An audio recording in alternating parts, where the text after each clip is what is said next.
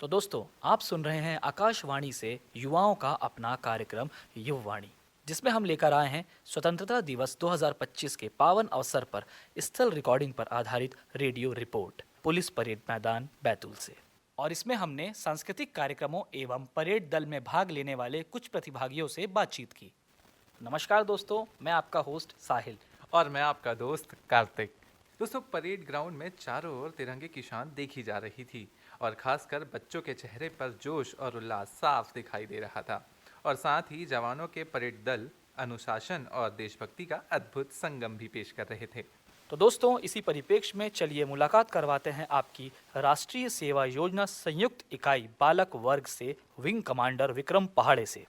जय हिंद साथियों, मेरा नाम विक्रम पहाड़े है। मैं जीएस कॉलेज एनएसएस का छात्र हूँ। मैं दो वर्षों से एनएसएस में कार्यरत हूँ। निरंतर मुझे एनएसएस से बहुत सारी चीज़ें सीखने को मिलती है।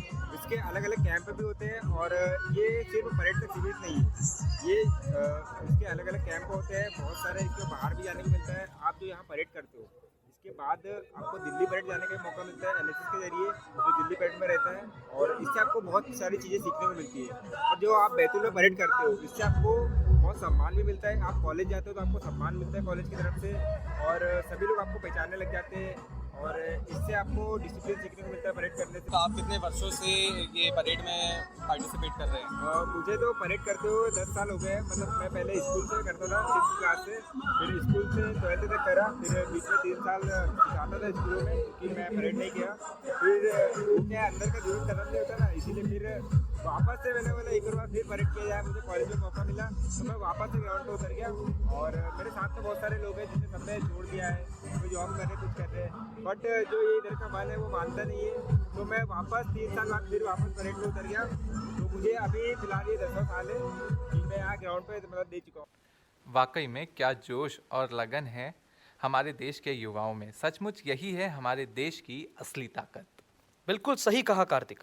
चलिए इसी क्रम में अब मिलवाते हैं एनसीसी जूनियर विंग बालिका वर्ग की कमांडर आभा साहू से, जिनकी आवाज में देशभक्ति और आत्मविश्वास दोनों ही झलकते हैं। फर्स्ट ऑफ ऑल आप सभी को जय हिंद मेरी तरफ से। जस्ट बिकॉज आज का दिन हम सभी के लिए बहुत ज़्यादा इम्पोर्टेंट है। हमारे जितने भी सोल्जर्स हैं, जितने भी फ्रीडम फाइटर्स हैं, उन सब के डिवोशन, उन सब के स्ट्रगल के साथ हमारे पास जो आज फ्रीडम है, उन सब के लिए एंड उन सब को मैं जय हिंद बोलना चाहूँगी। सो मैं cadet Abha Sahu, being an NCC cadet मेरे लिए एक बहुत अच्छा मूवमेंट रहा। लाइक जब उन्होंने मुझे सैल्यूट करवाया, उन्हें मुझे कमांड दी कि आपको सैल्यूट करना है, that was really a very proud movement for me. Just because like being a NCC cadet and even being a NDA aspirant, I would say that ऐसे movements हमारे लिए जो हमें हमारे वर्ल्ड के लिए, हमारे कंट्री के लिए, हमें डिवोशन के थ्रू स्ट्रगल्स करवाते हैं, वो हमारे लिए बहुत ज़्यादा इम्पोर्टेंट होते हैं। So like the way they commanded us, उन्हें जिस तरह से हमें कमांड दी, वो हमारे लिए बहुत ज़्यादा अच्छा था। So my memory was unforgettable and this is something I will never forget in my life.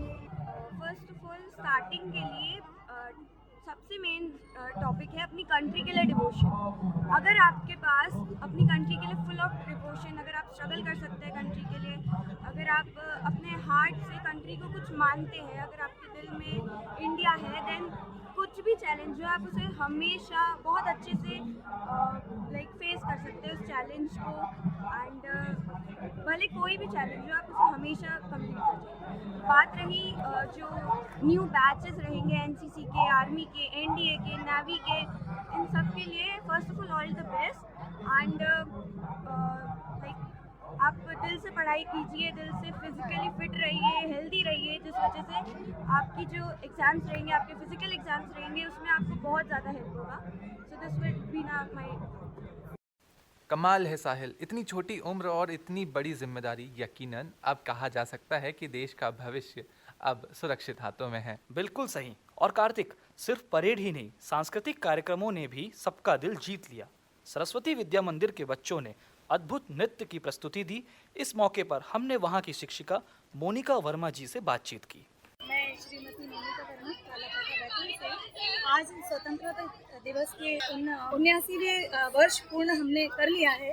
इस उपलक्ष्य में हमने आज जो नृत्य की प्रस्तुति दी, इस प्रस्तुति में हमने ऑपरेशन सिंदूर को यहाँ पर प्रस्तुत किया।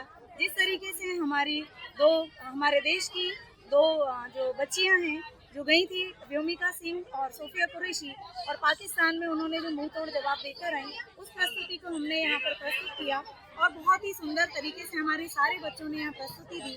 और हमारे इसमें करीब 90 बच्चे थे और हमने इसमें प्रथम स्थान प्राप्त किया।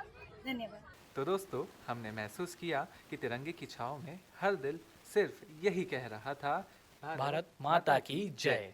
तो साथियों, ये थी हमारी कार्यक्रम युववाणी की ओर से विशेष स्थल रिकॉर्डिंग पर आधारित रेडियो रिपोर्ट स्वतंत्रता दिवस के अवसर पर परेड मैदान बैतूल से।